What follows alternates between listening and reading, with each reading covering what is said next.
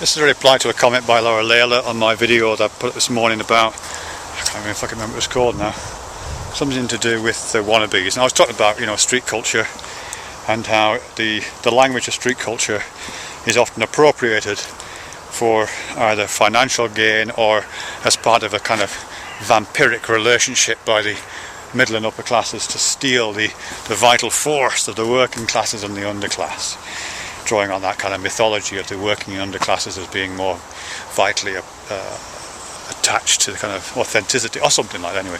And your comment there, Loreleila, was that there's plenty of examples around in which that doesn't happen, in which there's a much more healthy relationship, and in which subcultures, particularly the subcultures of the poor and the dispossessed, keep hold of their culture, and it thrives in that environment.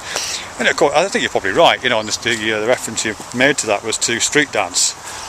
And yeah, I think you're probably right. Yeah, there are a lot of young, relatively poor, dispossessed kids around, I guess, forming kind of dance gangs rather than fighty gangs, and having dance-offs with one another. And I'm sure that's a perfectly healthy thing.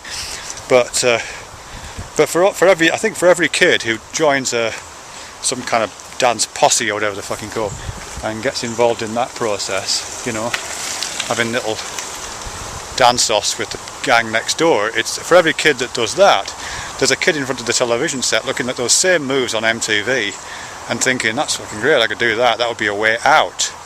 You know what I mean?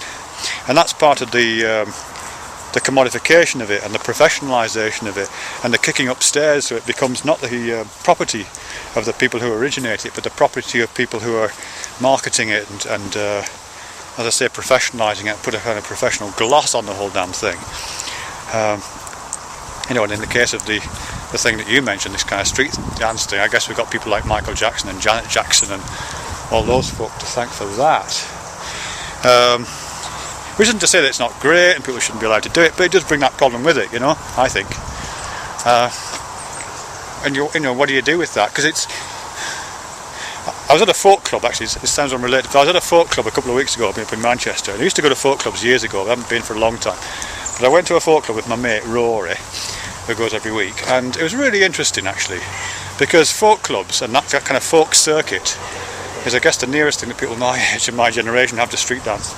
And it was great, because there was a lot. It was about entertaining one another and circulating the culture. So the folk songs were, because it's Manchester, the folk songs tended to be kind of industrial heritage kind of folk songs, about unionisation or about working in the mills, that kind of thing. At least for the most part.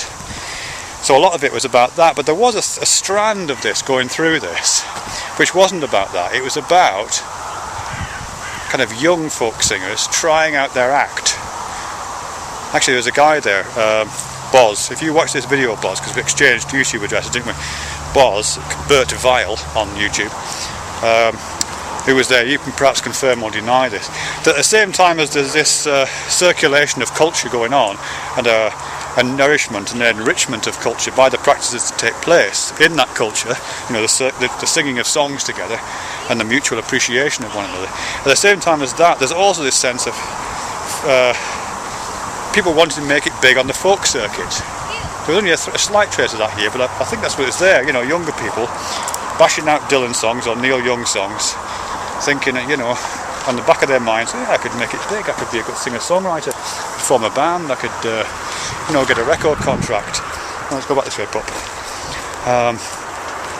Maybe not quite as overt as that, or as fully conscious. Stevie, come on. Sorry, chocolate loud. But having that kind of a goal, and that sense that this cultural expression, this folk music, isn't just about the enrichment and the nourishment and the singing of a song of a culture to itself to identify with, but as a way out. I mean, that goes right back to Dylan, doesn't it? When Dylan went electric, that was why there was such an uproar about that, because this what was seen as kind of grassroots celebration of local and working class culture was suddenly projected forward into as a way out, as a career move. That's why Pete Seeger went apeshit in the back, and threatened to cut Dylan's leads with an axe. So I think it happened then. I think the same thing is in this dance culture thing you're talking about there, Loreleila. Yeah, of course, it's great that these kids in these neighbourhoods get together and do these dance-offs. But I think many kids don't do that. To the extent that they understand dance culture, it's with an eye on American Idol, it's with an eye on X Factor, it's with an eye on MTV, and it's not about celebrating the culture you're in. It's about seeing those very dance moves as a route out of the culture you're in, because they've been professionalised, appropriated, commodified, sold back to you and presented as an aspirational goal. So you too can be on MTV doing those moves, you know.